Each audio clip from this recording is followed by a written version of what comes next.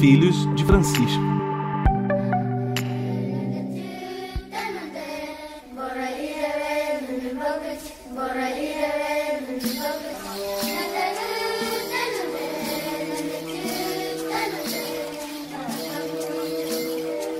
Bom dia, boa tarde, boa noite, chegando até você a terceira temporada dos Filhos de Francisco, podcast que tem Deus por Pai e Francisco por Paizão.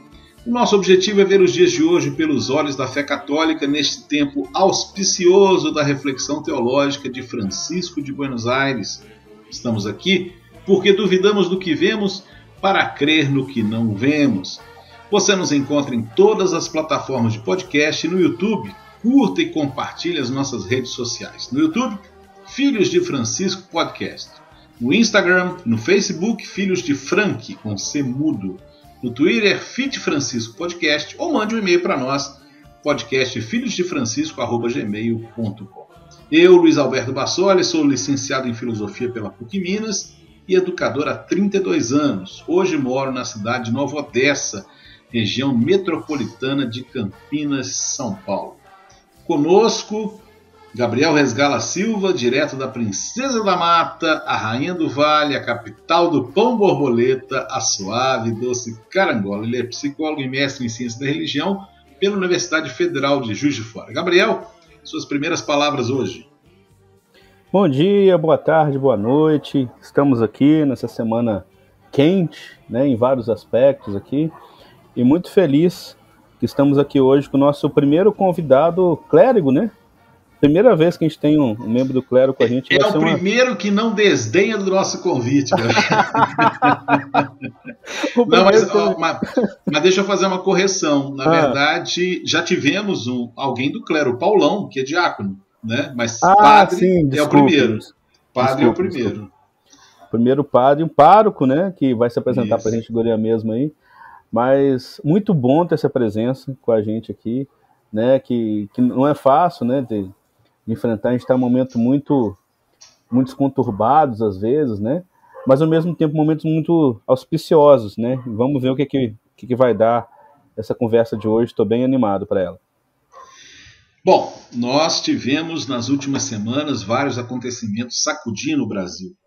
Um deles foi a Marcha dos Indígenas na capital federal, inicialmente para a luta e o combate sobre a votação do marco temporal pelo Supremo Tribunal Federal. Isso foi até, de certa forma, um pouco ocultado pela imprensa. Depois tiveram que reconhecer porque foi uma marcha histórica. E na semana passada, nós estamos gravando no dia 11 de setembro, exatamente ontem, dia 10, ao som dos cantos e maracás de mais de 5 mil mulheres indígenas, pertencentes a 185 povos diferentes, eles marcharam pelas ruas da capital federal, Brasília, em defesa de seus corpos, territórios e pelo fim do genocídio dos povos indígenas. Foi a segunda Marcha Nacional das Mulheres Indígenas, que trouxe a força das mulheres guerreiras da ancestralidade na luta pela vida. A marcha sai em direção à Praça do Compromisso, local onde, em 1997, num dos fatos mais tristes da história do Brasil, o indígena Galdino Pataxó teve seu corpo incendiado por 5 jovens que residiam no plano piloto. Durante a marcha, diversas faixas e cartazes trouxeram palavras de ordem contra a violência de gênero, contra o marco temporal que quer impedir a presença indígena em muitos dos seus territórios atuais, contra a invasão do garimpo, do agronegócio e grandes empreendimentos que provocam a destruição socioambiental dos biomas e pela demarcação dos seus territórios. Nessa Praça do Compromisso em Brasília, um grande boneco com a imagem de Jair Bolsonaro foi queimado. Juntos queimam o racismo, a violência contra as mulheres e para que nunca mais um indígena seja queimado vivo nesse país, foram as palavras de Sônia Guajajara, liderança indígena da Articulação Nacional das Mulheres Indígenas Guerreiras da Ancestralidade e coordenadora da Articulação dos Povos Indígenas do Brasil, candidata a vice-presidente nas últimas eleições na chapa do PSOL. O ato aconteceu de maneira pacífica após uma semana de tensões provocadas por atos e ameaças racistas vindos de apoiadores do presidente Jair Bolsonaro, que inclusive tentaram invadir do dia 7 para o dia 8, se não me engano, o acampamento onde elas estavam. A marcha, que estava prevista para 9 de setembro, precisou ser adiada exatamente por questões de segurança. Durante a marcha, as mulheres também acompanharam o julgamento no marco temporal, que eu citei agora há pouco, através de uma transmissão da sessão do STF, onde o relator, o ministro Edson Fachin, deu seu voto a favor do interesse das populações indígenas brasileiras. E a cidade mais indígena do Brasil é São Gabriel da Cachoeira, que fica a 850 quilômetros da capital do estado do Amazonas, Manaus. Ela é situada na região do Alto Rio Negro, próximo de Santa Isabel do Rio Negro e Japurá, além de fazer fronteira com os países Colômbia e Venezuela. Segundo o IBGE, 76,60% da população consideram-se indígenas, ocupam 80% do município. São cerca de 23 povos indígenas que estão presentes naquele território, onde falam aproximadamente 20 línguas indígenas diferentes. É a terceira maior cidade do país em extensão territorial. São 109.185 quilômetros quadrados. E para falar sobre a sua experiência nesta cidade e do Encontro da Cultura Católica de Minas Gerais, com a formação dele também em São Paulo, nós convidamos o padre Girlei de Oliveira Reis. Ele é sacerdote ordenado na Congregação dos Missionários do Sagrado Coração em 29 de agosto de 2015.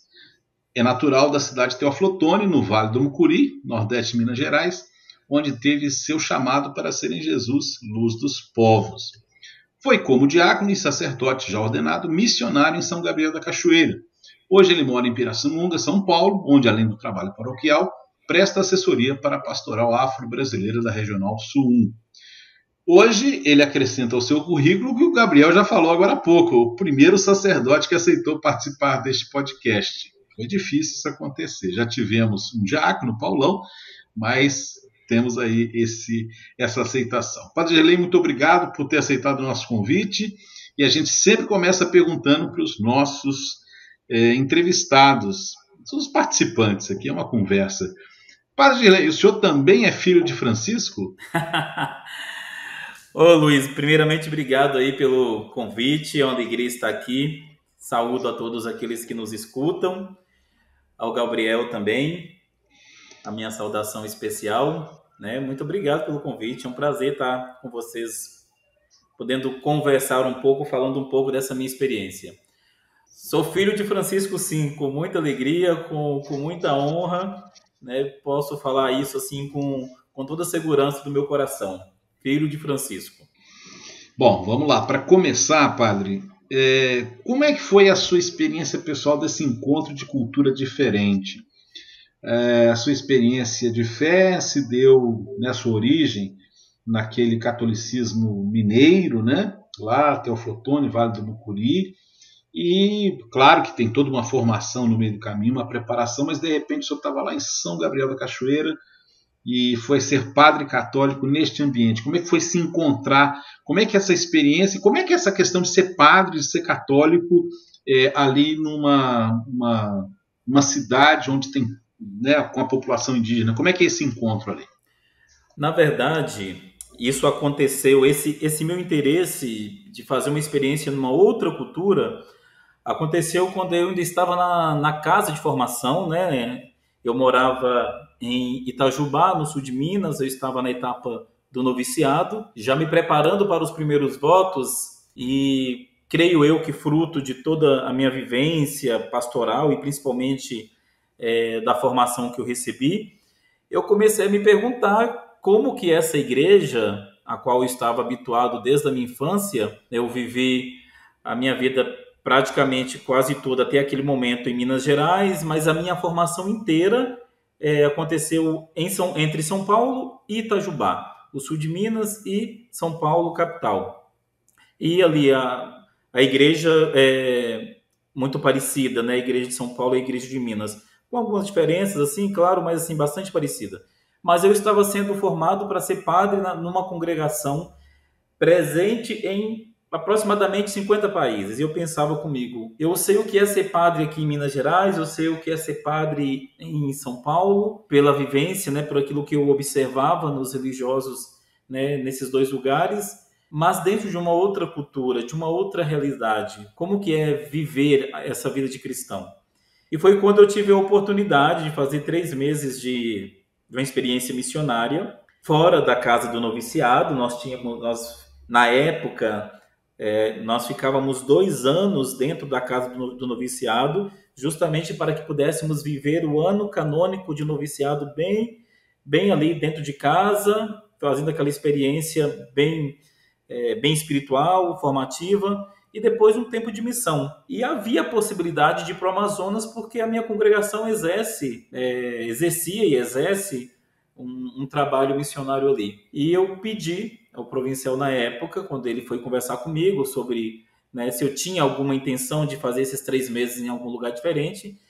E eu me lembro perfeitamente que eu disse: eu gostaria de fazer experiência em São Gabriel da Cachoeira. Ele falou: mas por quê? Eu falei: porque eu quero saber qual é o rosto da igreja dentro de uma cultura, de uma realidade diferente da minha. E fui, e de fato foi um choque, mas não foi um choque negativo, assim, não foi, né, eu fui tocado, transformado por aquela realidade cultural, geográfica, eclesial. E eu me lembro que quando eu voltei para a casa do noviciado, eu disse: futuramente, sendo religioso, se eu tiver a oportunidade de voltar para o Amazonas, eu voltarei. Como uma paróquia numa região missionária e numa região distante, pobre, como não tem nenhuma concorrência, né? Não tem ninguém brigando para ir para lá, então, assim, o meu comentário foi quase que um alívio, né? Ufa, tem alguém que está disposto, então, a ir para essa missão, para fazer essa experiência. E eu fui alimentando isso, né? Professei os meus votos no final do noviciado, fui para teologia na PUC de São Paulo, né? Na Assunção, em São Paulo, que hoje que foi incorporada à PUC de São Paulo, e fui ordenado diácono e já nomeado para São Gabriel da Cachoeira. Lá eu fiquei 4 anos. Os 7, 8 primeiros meses como diácono e depois o restante de tempo como padre. Mas como é que foi chegar lá e se deparar com aquela comunidade? Como é que é isso? Como é que se chega lá? O povo, se é uma cidade indígena, como é que se identifica isso? Dá para se ver isso lá no meio da rua? Como é que funciona? Na verdade, o aeroporto de São Gabriel da Cachoeira é um aeroporto bem pequeno, né? E fica fora da cidade. Então, me lembro que quando o avião pousou, aqueles aviões pequenos, né? Quando pousou no aeroporto, eu olhei para um lado e para o outro, não vi cidade, não vi casa, não vi nada. Falei: meu Jesus, onde é que eu tô? Né? E São Gabriel da Cachoeira tem aproximadamente 30 mil habitantes, 35 mil habitantes. Então, mas alguém foi me buscar, aí sim a gente foi até a cidade e me chamou muita atenção, muitas coisas me chamaram muita atenção, né? Primeiro que eu ficava pensando assim comigo, eu estou no meio da selva amazônica, né? Eu estou aqui na fronteira do Brasil com Colômbia e Venezuela, e olhava para as pessoas e todas as pessoas com traços marcadamente indígenas, né? E aquilo para mim era uma novidade muito grande, porque acostumado com o universo aqui, né, do Sudeste, eu fui percebendo que o Brasil não é só o Sudeste, né? Principalmente nós aqui da região Sudeste, eu percebo que às vezes nós somos muito bairristas, né? A gente olha para o Nordeste como se fosse uma grande faixa de pobreza do Brasil, a gente olha para o pessoal do Sul, torce um pouco o nariz, a gente olha para o Norte e pensa assim: é água, é floresta e é povo indígena.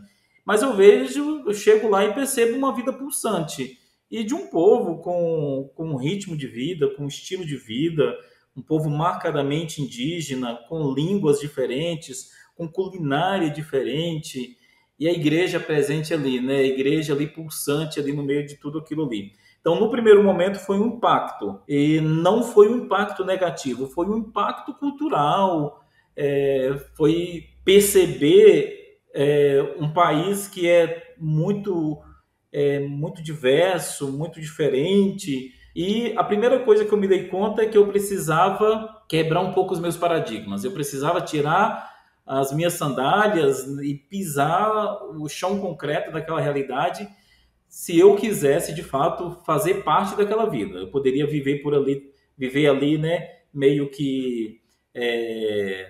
como que apenas um observador, ou eu poderia aproveitar aquela oportunidade que eu estava tendo e me inserir naquela cultura, naquela realidade.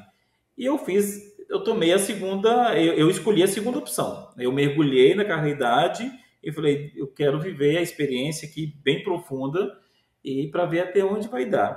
E eu afirmo, né, sem nenhum medo de estar errando, que essa foi uma das experiências mais profundas da minha vida. Tive outras experiências muito marcantes, mas essa foi uma das mais profundas, assim, mais marcantes da minha vida, a minha vivência com os povos indígenas. Aliás, eu tava vendo agora há pouco umas fotos no seu Instagram. O Padre Dirley tem Instagram. Não tem a quantidade de seguidores que o Padre Fábio de Mello tem, não. Mas ele tem um Instagram Não tenho. Fotos dessa época. Gabriel, é com você. Boa tarde, padre. Né, estamos de tarde agora na gravação, né? Boa tarde, Gabriel. E eu fiquei pensando muito enquanto o senhor falava, né, de aprendizado, né?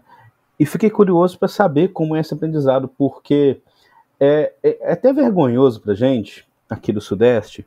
Eu estou numa região, inclusive, que é a Zona da Mata. Tem esse nome, Zona da Mata, infelizmente tem muito menos mata do que tinha antes, né? E é uma região relativamente nova de Minas Gerais. Faz pouco tempo que, relativamente em outros lugares mais antigos, né? Que faz pouco tempo que um homem branco chegou e realmente tomou lugar. Mas, mesmo assim, a gente não tem contato nenhum com pessoas indígenas, né, de descendência indígena.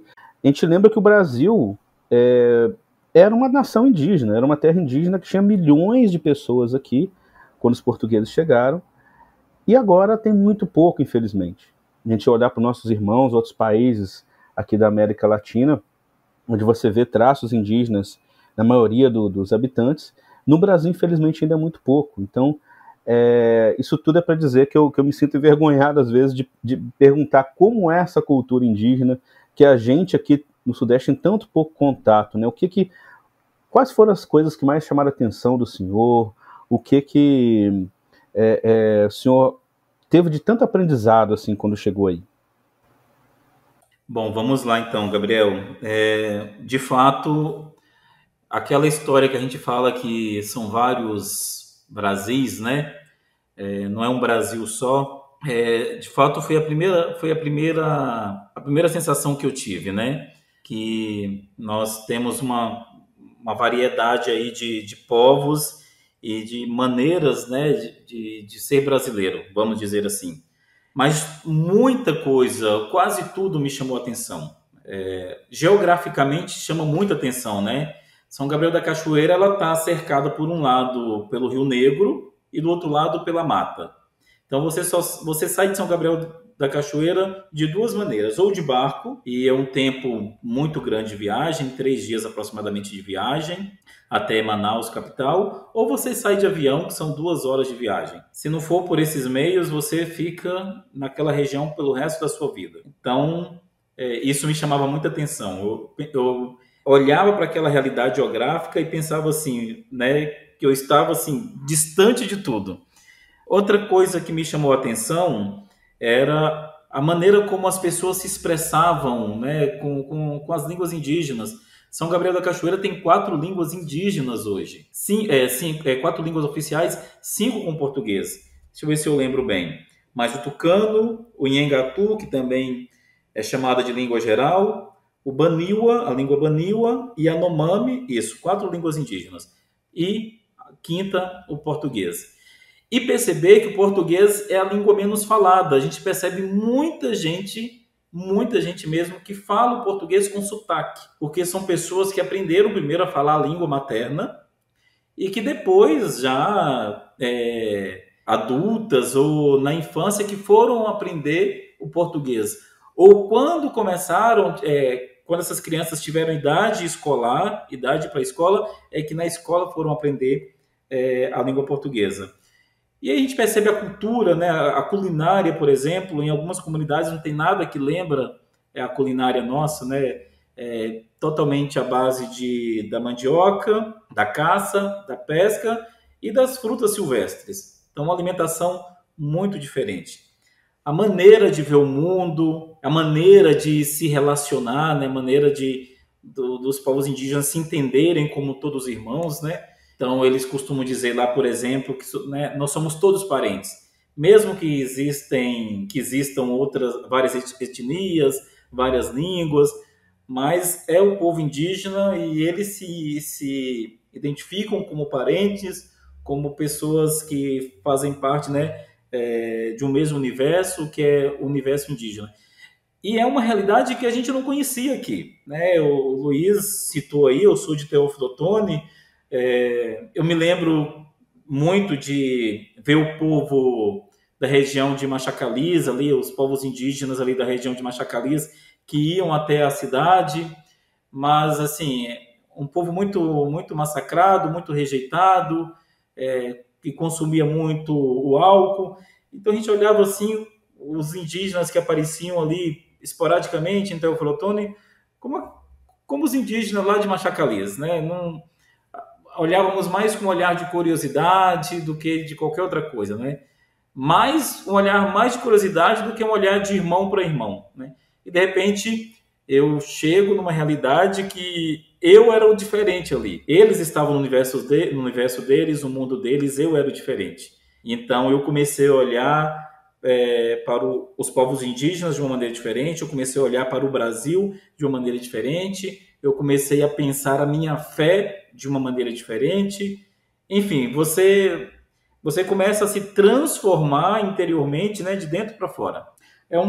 A primeira experiência foi essa, assim, muitas situações, muitos sentimentos que eu fui vivendo ali, fui processando para poder conseguir me encontrar naquela realidade. É um pouco disso, Gabriel. É interessante isso que o Gabriel falou, né? Como a gente está desconectado da nossa realidade histórica, né? Não sei se vocês sabem, se os ouvintes sabem, mas até a chegada da família real em 1808, no Brasil só se falava Tupi-Guarani praticamente, né? E os vários outros dialetos. Aliás, Tupi-Guarani é uma expressão equivocada, né? São duas culturas diferentes, né? Mas só se falava tupi praticamente aqui no Brasil. E isso está muito marcado na cidade de São Paulo, que é uma cidade antiga em que os termos, os bairros, né, a maior parte deles são nomes de origem indígena. Aliás, Gabriel, a própria Carangola, né, aproveitei aqui enquanto eu ouvi o padre para dar um Google aqui, a própria Carangola, cará, né, é um termo de origem tupi, e Angola remete a como os portugueses identificavam os nativos naquela região como semelhantes aos africanos, né? Bastante, e isso está presente no nosso dia a dia, né? E a gente Exatamente. às vezes não ficou gravado para nós isso, né? Isso não é remetido. O padre Gerlei falava de Teófilo Otoni. Em Teófilo Otoni, que é uma cidade que carrega a suposta influência alemã, que na verdade é um mito, né? Isso aí é outra questão lá. Mas a presença indígena, você vê muita gente na rua, não sei se o padre Gerlei começou a perceber isso depois, você vê muita gente na rua com os traços indígenas em Teófilo Otoni, mas nenhum traço da cultura preservado. Mas vamos parar por aqui, porque senão a gente vai embora para Teófilo Otoni e deixa o tema principal. Padre Gerlei, nós tivemos recentemente uma intervenção, entre aspas, vamos dizer assim, importante do Papa Francisco, que foi o Sínodo da Amazônia, né? Que foi um sínodo que o Papa Francisco fez com muito carinho, voltado para essa realidade dos povos que habitam aquela região. Na verdade, eu ia fazer uma pergunta, eu ia mostrar dois assuntos que eu acho que iam se perder um pouco. Eu vou ficar nesse ponto. Qual foi a importância do Sínodo da Amazônia para reflexão? Eu não sei se na época o senhor estava lá ou já tinha saído, mas enfim, como é que esse Sínodo da Amazônia significou para a Igreja Católica presente naquela região? Eu fiquei em São Gabriel até janeiro de 2019. Então, todas as paróquias da região panamazônica já haviam respondido os questionários, eram 3 questionários preparatórios para o sínodo. O Papa Francisco fez questão de ouvir a base da igreja na região panamazônica. Esses questionários eram, pelo menos, né, na região onde eu estava, em São Gabriel da Cachoeira, todas as paróquias se reuniam, respondiam os questionários, e esses questionários respondidos foram mandados para a diocese. Depois houve uma assembleia diocesana, em que foi feita uma compilação de tudo aquilo que se trabalhou nas 11 paróquias da diocese. Foi feita uma síntese. Essa síntese foi mandada para Manaus, a sede do regional. E aí foi feita uma outra assembleia com a síntese de todas as dioceses que pertencem ao Regional Norte 1. E aí, mais uma vez, essa síntese foi elaborada para ser mandada para Roma, para que a realidade ali do Regional Norte 1 fosse escutada, fosse atendida. Então, eu participei na parte de motivar a paróquia onde eu trabalhava, de reunir as lideranças ali, de estudar o texto preparatório para o sínodo e também de responder esses 3 questionamentos. E uma coisa que eu ouvi muito das pessoas é aquela sensação de alegria de a igreja fazer um sínodo para aquele povo. É um pouco aquela sensação assim, a igreja está olhando para a gente. O Papa Francisco sabe de nós, o Papa Francisco sabe que a gente existe. E aí, quando fala o Papa Francisco, está falando da igreja, né? A igreja sabe da nossa existência, a igreja sabe que nós estamos aqui, a igreja sabe que nós somos igreja.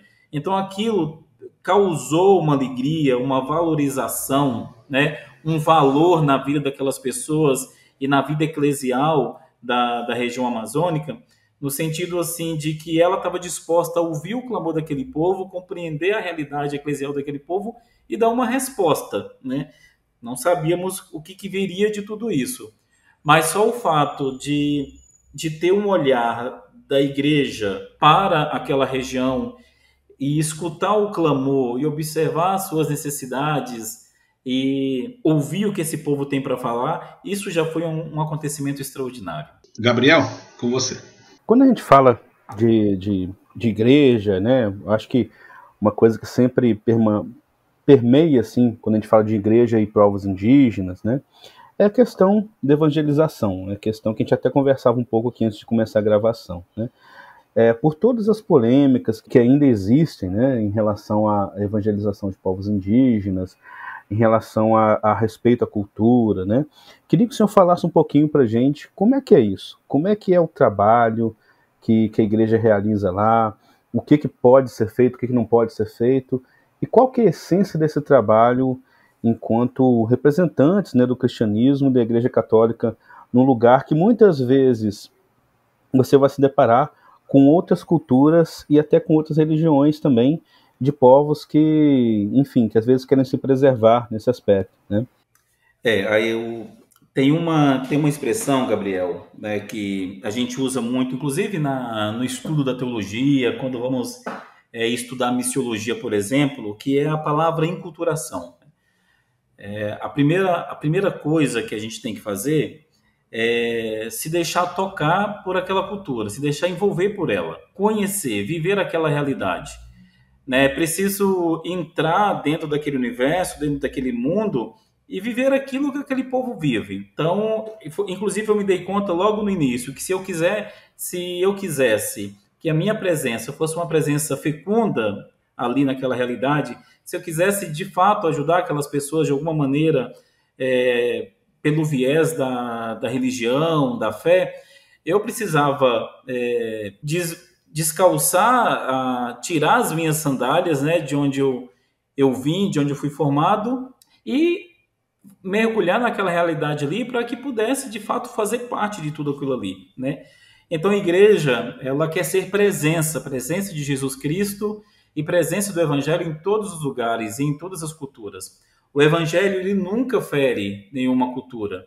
Ele nunca vem para tirar, né, para surrupiar, para roubar nada que está presente na cultura, seja ela qual for, a menos que essa cultura, de alguma maneira, desrespeite a vida, né? Aí é uma outra realidade, tem que se pensar, a evangelização é pensada de uma maneira sempre a defender a vida.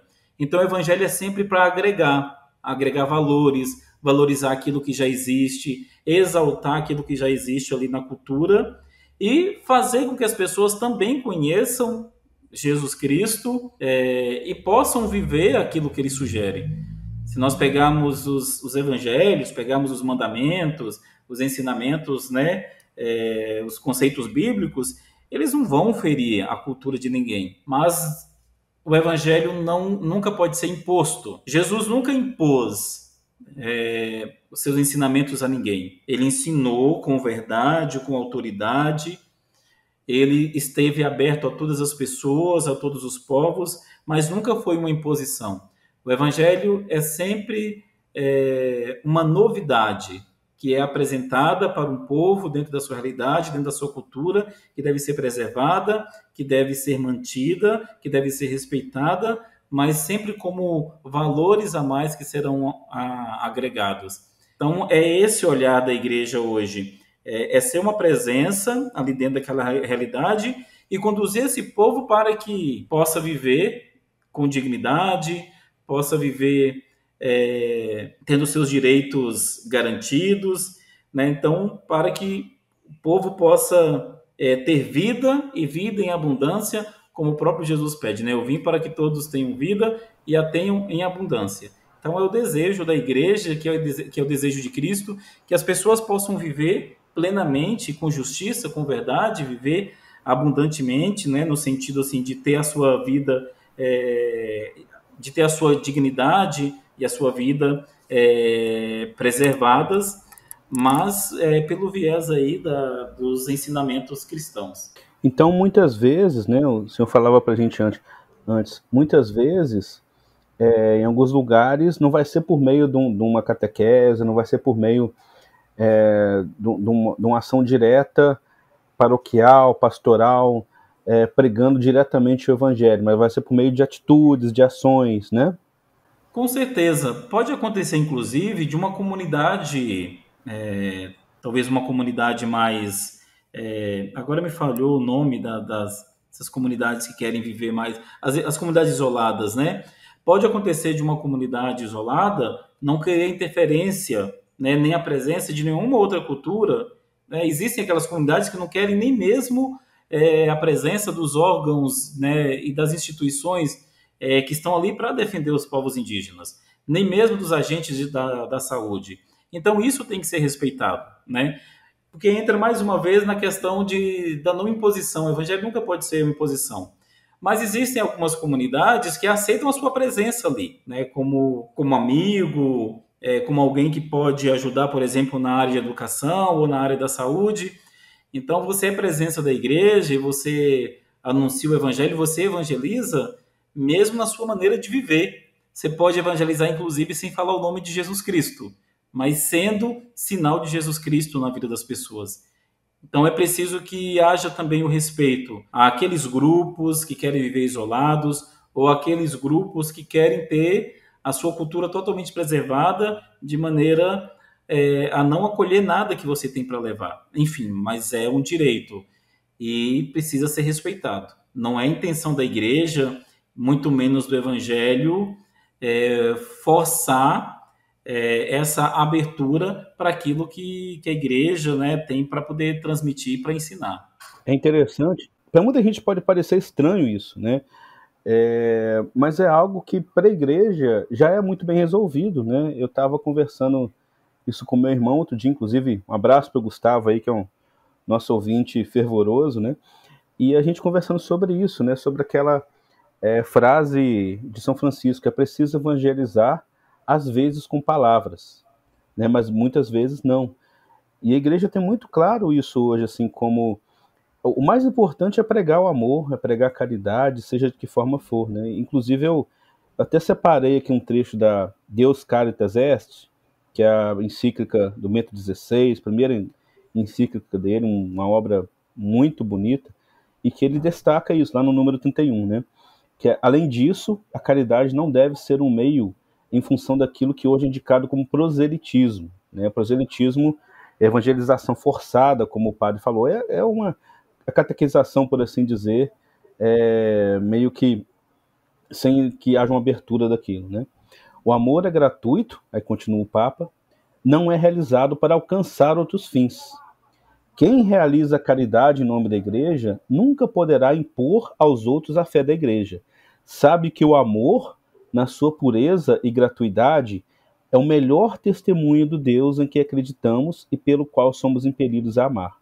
O cristão sabe quando é tempo de falar de Deus e quando é justo não o fazer, deixando falar somente o amor. Sabe que Deus é amor e se torna presente precisamente nos momentos em que nada mais se pode fazer a não ser amar. Palavras de Bento XVI. Eu ia falar exatamente o que você falou. Eu ia citar o trecho da vida de São Francisco, né, que lá, há 800 anos atrás, né, sai a caminhar com o irmão Leão, né, e ele diz que eles estão indo pregar, né, ele diz, né, que está indo pregar, né, e eles rodam a cidade toda, e quando chega, o irmão pergunta, mas a gente ia pregar, nós pregamos aonde? Não, nós pregamos aonde nós passamos, né? E exatamente isso. E chega a ser interessante imaginar que tem gente que acha estranho, 800 anos depois, né, que essa presença evangelizadora tenha que ser marcada pelo anúncio que vai acontecer quando for, né, a ocasião, ou quando for a circunstância, se for a circunstância, né? E é interessante que nós sabemos que esses relatos da história de Francisco, né, deve ter tido muita lenda, mas essa com certeza aconteceu, porque naquela época, na Idade Média, ninguém ia pensar nisso. Era uma coisa completamente contrária, né, à visão de que o anúncio do Evangelho teria que ser feito, inclusive, à força, o que justificava o uso das cruzadas, né, a ação das cruzadas. Então, assim, ninguém ia inventar uma história dessa de Francisco, porque não tinha nada a não ser a própria inspiração de Francisco. Mas aí, padre, tem uma coisa interessante. Tem muita gente hoje, dentro da Igreja Católica e fora, que acha que não, que tem que levar o anúncio a ferro e fogo, né? Isso acontece muito entre grupos neopentecostais, mas mesmo quando houve o sino da Amazônia, teve muita gente na Igreja Católica que criticou. Como é que essa experiência aí de sofrer essa pressão intra e extra, né, sobre uma visão evangelizadora que é, acima de tudo, um testemunho de presença de Deus no meio dos homens? De fato, tem muitas pessoas, né, muitos católicos, inclusive, né, que acham, que acreditam que você tem que evangelizar que a evangelização passa por uma imposição de todo o conteúdo de fé e tudo aquilo que toda a tradição, né, da igreja. E isso é muito perigoso, porque a gente não veio para destruir nada, a gente não veio para roubar nada de ninguém, a gente veio para agregar valores, né? Agregar o evangelho, agregar Jesus Cristo, seus ensinamentos, né? Então, assim, esse pensamento é um pensamento que contraria o próprio ensinamento da igreja, né? Então, precisamos ter muito cuidado com isso, porque esse tipo de pensamento, que é um pensamento muito fechado, né, de pessoas ou de grupos que não querem se abrir, que não querem expandir aí o pensamento, mas assim é um pensamento que pode estragar, né, trabalhos de muitas pessoas que estão inseridas aí nessa realidade, para anunciar Jesus Cristo, né? Vocês deram um exemplo aí de Francisco de Assis, por exemplo, né? Eu me lembro de Charles de Foucault, que morou muito tempo, né, na Argélia, por exemplo, e ele era sinal de Cristo ali pela sua presença, né? Também não fazia proselitismo, não forçava nada, mas a intenção de Charles de Foucault é que, com a vivência do evangelho concreta no dia a dia da sua vida, as pessoas pudessem ter o desejo de conhecer o Deus a quem ele servia, né? Mas não porque ele estava impondo, não por causa de um discurso dele, mas por causa da sua vivência, por causa da sua coerência. Então, o que Deus nos pede, o que Jesus nos pede, o que a igreja nos pede, é que nós sejamos coerentes, né? Eu estava na missa agora, né, do Sacramento da Crisma, aqui da comunidade, do colégio nosso aqui em Pirassununga, e o nosso bispo aqui, né, da nossa diocese de Limeira, Dom José Roberto, dizia na homilia que nós precisamos ser o quinto evangelho, né? Temos os 4 evangelistas, mas ele dizia para os crismandos aí naquele momento, né, que eles fossem o quinto evangelho na vida das outras pessoas, né? Ou seja, que vivessem o evangelho na sua inteireza, né? Com toda a carga que o evangelho traz, né? De pensar unidade, de pensar respeito, de pensar amor ao próximo, né? De cuidar do outro, né? E não de se impor. Então, eu acho que o caminho... Acho não. Eu tenho certeza, né, Luiz, Gabriel, o caminho da evangelização hoje passa pelo diálogo, passa pelo respeito e passa, sobretudo, pelo testemunho da fé, a maneira como se vive. Né? É a melhor maneira que nós temos para evangelizar. Não temos outro caminho mais convincente do que o caminho do testemunho. Então, vamos viver aquilo que o Evangelho nos pede, aquilo que Jesus nos ensina, e se for para tocar as pessoas, que elas sejam tocadas com o nosso jeito de ser igreja, o nosso jeito de viver o Evangelho. Quem tiver interesse em uma reflexão mais aprofundada sobre esse assunto, digo mais aprofundada do tempo, né? Que nós já estamos caminhando para o terço final aqui do nosso episódio.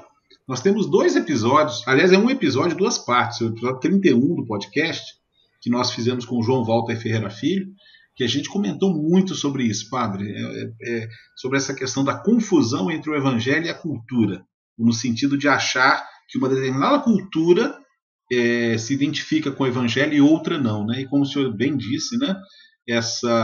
A presença do evangelho, como o concílio falava das sementes do verbo, enfim, o evangelho já está presente em todas as culturas de alguma maneira, e por outro lado, nós levamos, né, o evangelho da vida a alguns aspectos. E antes que eu esqueça também, eu queria fazer uma referência a um filme espetacular, né, que é A Missão, que fala sobre a presença jesuítica entre os guaranis, né, inclusive com a revolta dos guaranis.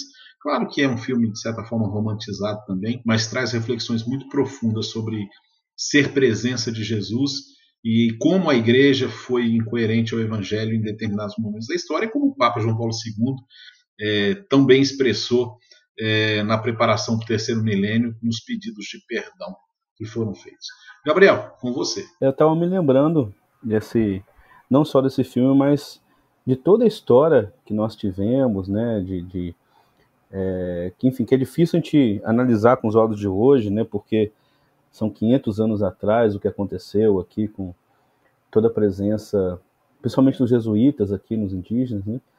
Mas eu lembro que tem uma parte interessante que é a preservação da vida, como o padre falou, que é aquilo que a igreja deve buscar mais, né? E muitas vezes nesse filme retrata, né, como os jesuítas eles defendiam muito os indígenas, a vida dos indígenas, contra as investidas daqueles que queriam escravizá-los ou matá-los mesmo, né? E hoje temos um Papa jesuíta, diga-se de passagem. É verdade, temos um Papa jesuíta mesmo, né? E eu achei interessante que eu estava pesquisando aqui, né, que São Gabriel da Cachoeira, e eu estou vendo a notícia aqui que ela foi isolada contra a Covid, né? E a gente lembra que, eu não sei se continua isolada, como é que está a situação lá, talvez o padre tenha alguma notícia do que aconteceu, que a gente sabe que os indígenas são muito afetados por isso, eles não têm, o sistema imunológico deles não é tão preparado para alguns vírus como os nossos, e a maior parte dos nossos indígenas, maior parte não sei, mas boa parte dos que morreram nesses séculos aí de guerra com os europeus, foi por doenças que os povos europeus plantaram, muitas vezes intencionalmente. Eles espalhavam varíola, espalhavam algumas doenças, no intuito de devastar aquelas tribos que ali estavam para poder conquistar o local, né? E se o senhor chegou a ver alguma coisa nesse aspecto, padre, assim, de disputas com alguns grupos que queriam prejudicar os povos indígenas, como é que foi essa visão do conflito? O senhor chegou a ver alguma coisa ou teve alguma notícia? Eu queria complementar essa pergunta, que eu ia fazer algo parecido também, Gabriel, e complementar contextualizando no seguinte sentido. A gente está vivendo um governo, né, um regime no Brasil hoje de muito desprezo e racista à cultura indígena e de desconsideração a essa realidade. Então, complementando, acrescentando um pouco aí na pergunta, ou até ilustrando um pouco mais a pergunta, como é que está sendo esse momento? Quais os relatos que o senhor recebe lá sobre essa situação dos indígenas hoje, diante dessa realidade no Brasil, de tanto desprezo à vida, seja ecologicamente falando, ou mesmo as culturas minoritárias? Bom, São Gabriel da Cachoeira, a região de São Gabriel da Cachoeira, com exceção do município, ali a parte urbana, e de um outro distrito chamado Cucuí, se eu não me engano, somente a parte urbana da cidade, esse distrito, que não são demarcados, mas todo o restante ali do município é terra demarcada indígena. Então a gente consegue ainda perceber uma preservação muito grande ali, né, da região. Mas já se sabe que na região de São Gabriel da Cachoeira tem muito nióbio, e há um interesse muito grande naquelas terras ali, naqueles minerais.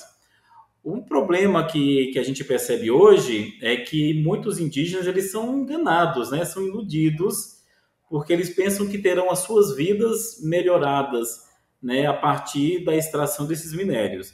Então é um pessoal que foi, de certa maneira, abandonado, então está lá naquele cantão do país, né? Então não se importa muito, não se olha muito. Então, para alguns, é a oportunidade de poder adquirir alguma coisa, né? De ter algum lucro, vamos dizer assim. Mas é uma enganação muito grande. Inclusive, o prefeito atual de São Gabriel da Cachoeira ganhou as eleições com esta ideia, né? Com esse pensamento, com esse discurso, né? De uma mineração que não prejudicasse a região, enfim, coisas que a gente sabe que não existe, né? Toda mineração, por mais que você tome seus cuidados, prejudica muito o solo, a vida animal, né? A vida dos rios, e se tratando de uma região em que as pessoas vivem basicamente da caça e da pesca, então é um envenenamento da vida desse povo, né?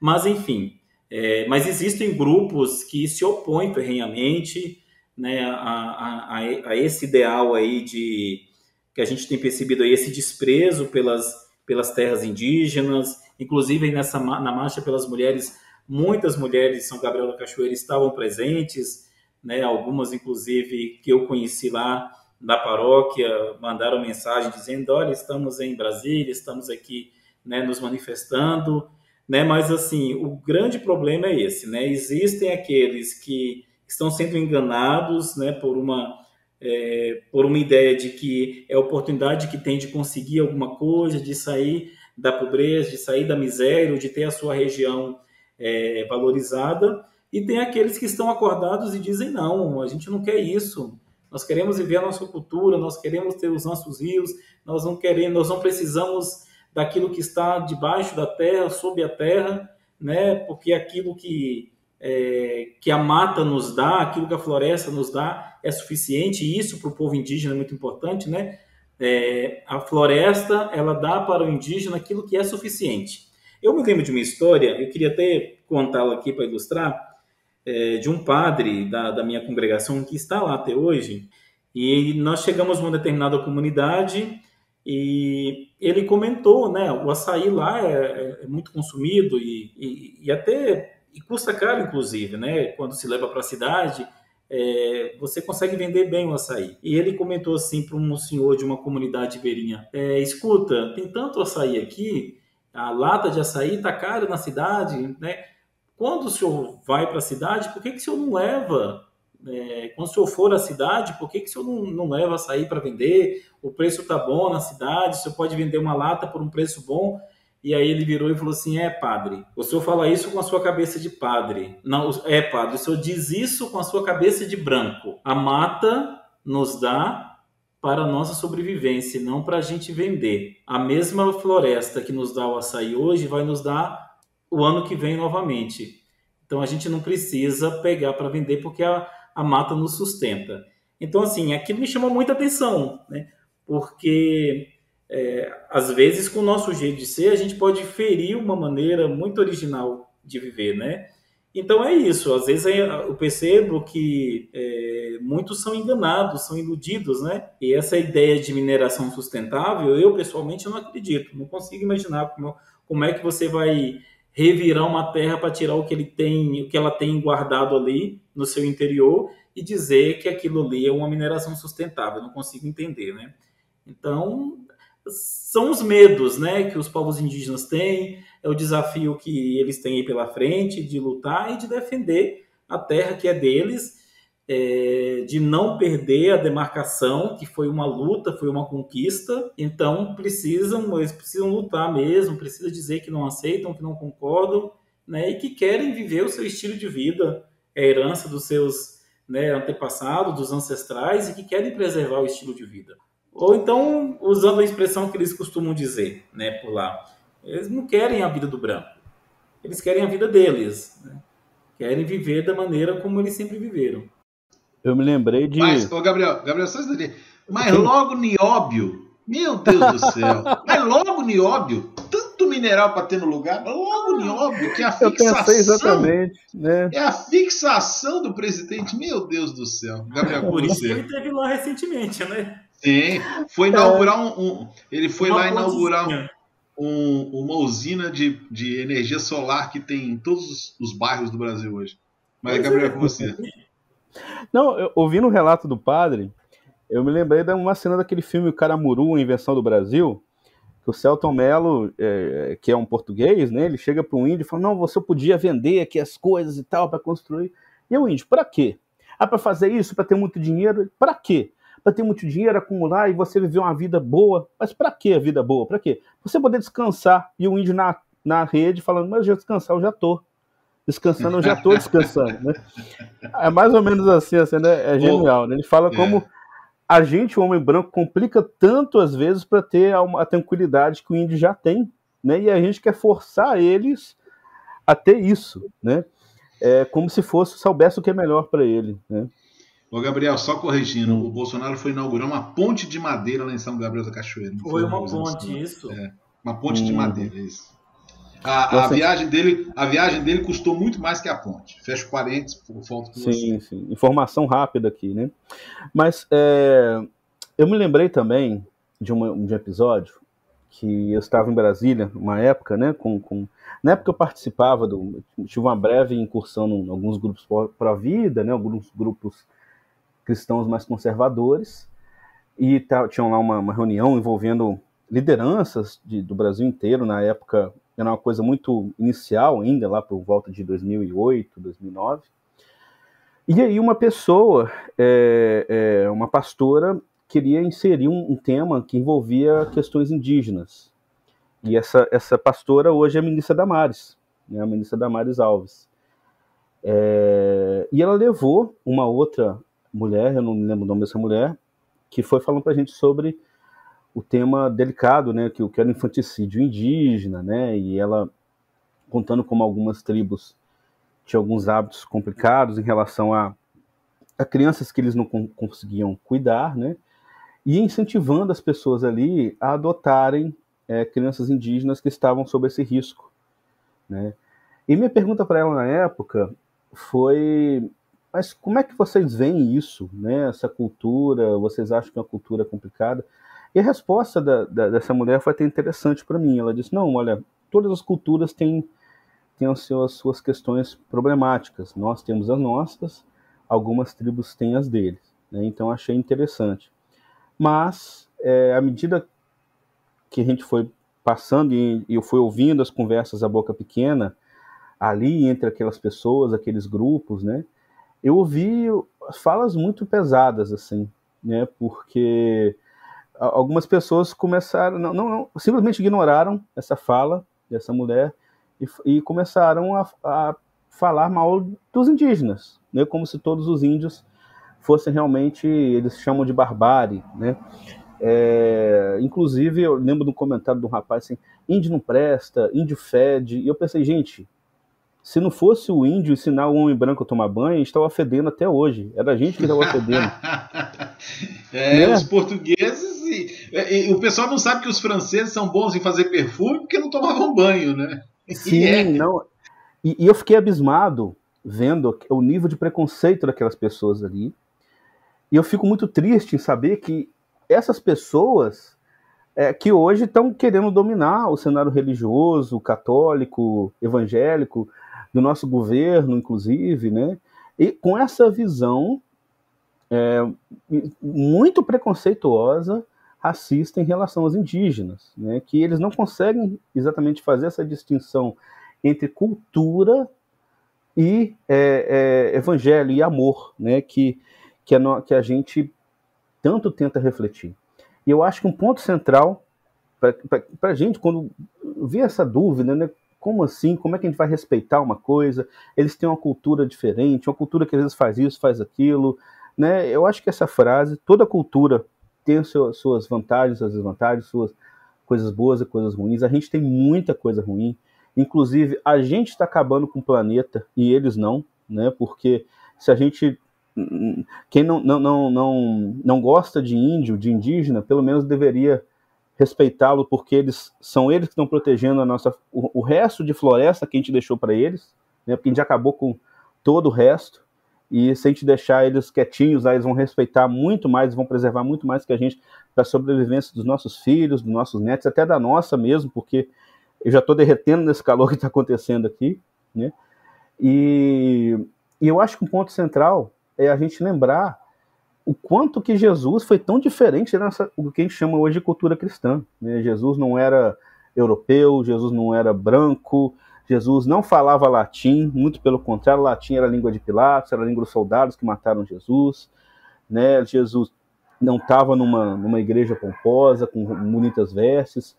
Ele tinha uma cultura toda diferente, judaica, daquele canto onde ele morava, e por os primeiros séculos da vida cristã, a evangelização estava totalmente desvinculada de cultura. Eles tinham várias culturas diferentes, você vê isso nos Atos dos Apóstolos, nas cartas ali também, né, nos relatos, como eles chegavam em cada cultura diferente, tentando fazer esse jogo de cintura, entre respeitar a cultura, ao mesmo tempo ver o que era importante quanto valores cristãos, e que a gente perdeu ao longo do tempo, achando que dava para resumir tudo numa cultura só ocidental, sendo que Jesus nem era ocidental e muitos ali não eram ocidentais mesmo, né?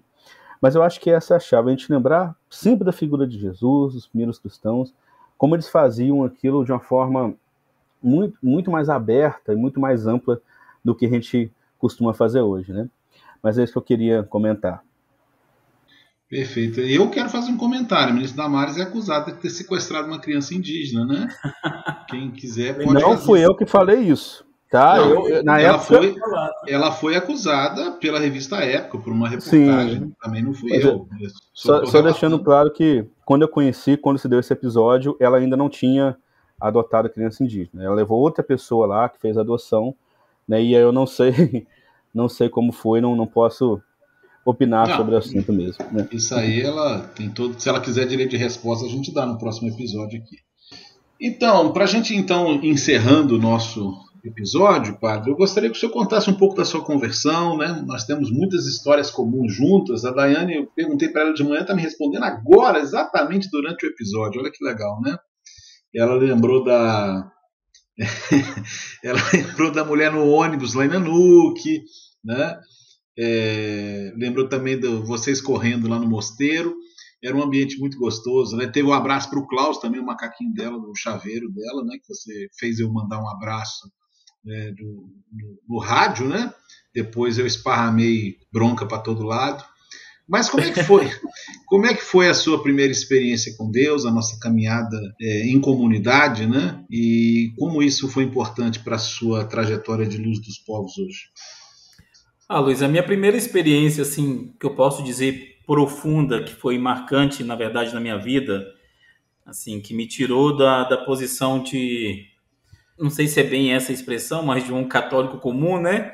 daquele que vai à missa e que fica até incomodado com os avisos, né? Porque que a bênção logo para poder ir embora logo, para de repente alguém que passa a buscar viver com mais desejo, com mais vontade a fé, foi através da Associação Luz dos Povos, que por sinal foi fundada por você, né?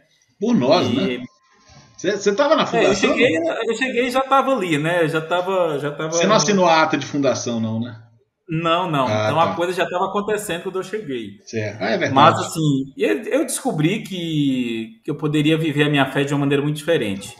E ali eu fiz as melhores amizades da minha vida. Você citou Daiane aí. Daiane é uma dessas pessoas. Você, né? Sempre para mim foi uma grande referência. E ligados, né, à Renovação Carismática Católica. Eu tenho muito carinho, muito respeito, né, pela Renovação Carismática Católica, mas depois, assim, eu me abri mais ainda. Então, eu costumo até dizer que eu tenho, assim, algumas experiências, assim, de conversão, né?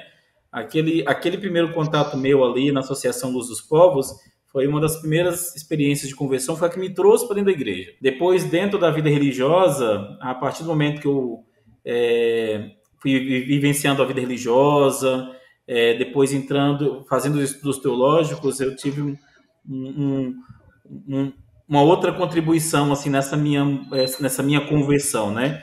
Eu acredito que a conversão ela é um processo que ela se dá durante toda a vida da pessoa, né? Mas assim o pontapé inicial foi ali na minha juventude, naquela pequena associação leiga, né, de fiéis leigos, e com um desejo muito grande de ser luz dos povos. E eu acredito que eu continuo vivendo aquele carisma daquela associação, né, a Associação Luz dos Povos, dentro de uma outra realidade, de uma maneira, creio eu, mais madura da fé, mas ainda continuo buscando ser luz para os povos através da vida religiosa e consagrada, olhando, inclusive, a igreja e a expressão de fé de uma maneira mais amadurecida, vamos dizer assim. São algumas histórias, né, de lá na associação, mas foi você que entrou no cinema achando que era um culto evangélico? E viu a imagem Nossa Senhora? Isso é verdade. Eu trabalhava como office boy naqueles trabalhos de Zona Azul, Área Azul, sabe? Guardinha, que não tem guardinha, né? Isso. E o meu trabalho era ver se os carros que estacionavam ali na região central da cidade estavam pagando o estacionamento. Aqui em Pirassununga, eu acho que a gente chama de Zona Azul, se eu não me engano. Lá na época, chamava-se Faixa Azul. E eu passei em frente àquele cinema, né? Era um prédio bem conhecido, antigo da cidade, um dos cinemas mais antigos da cidade, e estava tendo um culto protestante lá. E o que me chamou a atenção é que era um culto protestante com a imagem de Nossa Senhora. Eu falei, peraí, mas tem um negócio errado, isso não está combinando, não. Como diz o pessoal do sul de Minas, não está ornando. Foi o primeiro impacto, né? Na verdade, foi desse impacto que eu fui para a associação, né? Porque aí eu comentei, eu falei, olha, eu vi uma experiência de oração assim, num determinado lugar assim, me chamou muita atenção, porém, eu nunca vi aquilo na igreja e tinha uma imagem de Nossa Senhora, e eu comentei para alguns vizinhos. E essas vizinhas me disseram assim, olha, é a Associação Luz dos Povos, a gente vai te levar lá. E um dia me levaram. E depois daquela experiência, a minha vida não foi mais a mesma. Foi transformada radicalmente. Mandar um abraço pro pessoal do Jardim Floresta, lá em Teoflotone, né? Deve estar no Pois Padre, foi uma grande, imensa alegria, né? Eu acho que já tinha algum tempo, desde abril, na verdade, a gente estava com essa agenda desse convite, né? Na referência ainda lá no suposto Dia do Índio, 19 de abril, mas calhou bem de coincidir com esse momento da Marcha dos Indígenas que a gente precisava registrar, e desse testemunho da presença da igreja que se faz de uma forma tão significativa e tão bonita na Amazônia hoje. O senhor tem uma palavra final, quer complementar para a gente poder encerrar? Eu agradeço, Luiz, agradeço por essa oportunidade, né? Agradeço também ao Gabriel. Esse bate-papo é bem interessante, bem legal, e para mim também é a oportunidade de reviver e de falar de muita coisa que faz sentido para a minha vida e que faz sentido para o meu ministério hoje. Então, agradeço carinho, agradeço a amizade, agradeço também pela oportunidade de ter esse bate-papo com vocês e com aqueles que nos acompanham. E pode ter certeza que virão outros convites à frente para participar conosco Opa. em outros momentos, em outras circunstâncias, tá ok? Tá ok. E essa semana, né, nós vamos iniciar um novo quadro aqui, que a gente vai indicar, cada semana a gente indica uma instituição para quem quiser fazer alguma ajuda, né, quem puder, porque é sempre bom, é sempre importante ajudar, e principalmente nesse momento agora que nós estamos passando no Brasil, uma crise econômica tão pesada, né, agravada pela pandemia e por vários outros motivos, né. E eu gostaria de indicar hoje uma instituição na qual eu já trabalhei, lá de Juiz de Fora, que é muito boa, muito interessante, se chama ABAN, com N de navio no final, Associação Beneficente Amigos do Noivo, né, uma história interessante o nome dessa associação aí. E eu quero até ver se a gente consegue chamar o presidente deles, o Renato Lopes, que é um grande amigo também, para a gente bater um papo aqui, sempre papos fenomenais que a gente consegue bater, né, que a gente consegue ter. E assim, é uma instituição que faz um trabalho sensacional, tem muitos e muitos projetos, tem projetos com animais, tem projetos nos bairros, tem projetos de reciclagem, e uma das coisas interessantes que eles estão fazendo agora é uma moeda social. Eles têm uma moeda social chamada Digna, que funciona assim, em vez de eles darem para famílias em situação de pobreza, em vez de eles darem cesta básica, eles dão uma quantia nesse valor dessa moeda, e a pessoa compra com essa moeda os mantimentos que ela quiser na mercearia da própria instituição. Então isso dá muito mais autonomia para as famílias, faz eles pegarem exatamente os itens que eles querem sem desperdiçar nada, de acordo com o que cada uma precisa mais, o que pode, enfim, é sempre trabalhos muito inteligentes, que vão muito além do básico, do beabá, do assistencialismo, né? Então convido você a entrar aí, www.aban.org.br, né? Aban, A, B de bola, A de novo, N de navio, .org.br, e conhecer o trabalho e se puder fazer uma doação para eles, que eles precisam bastante, tá ok? Você nos encontra em todas as plataformas de podcast e no YouTube. E lá você pode ouvir os episódios anteriores. Olha, tem muita coisa boa que a gente está resgatando sobre teoria da conspiração. O episódio 14 foi sobre esse assunto. Aliás, foi na época mesmo foi de 14 de setembro do ano passado que nós gravamos esse episódio. Tem muito episódio interessante. Eu já citei o 31 também agora aqui. Vai lá e dá aquela maratonada nos podcasts. E sigam-nos nas plataformas de podcast em geral e também, como eu disse, no YouTube. Jesus fez ainda muitas outras coisas que, se fossem ditas uma por uma, penso que nem o mundo inteiro poderia conter os podcasts que se deveriam ser gravados. A gente volta sempre toda semana, ou com a live, ou com um episódio. Participe conosco. Um abraço e até mais.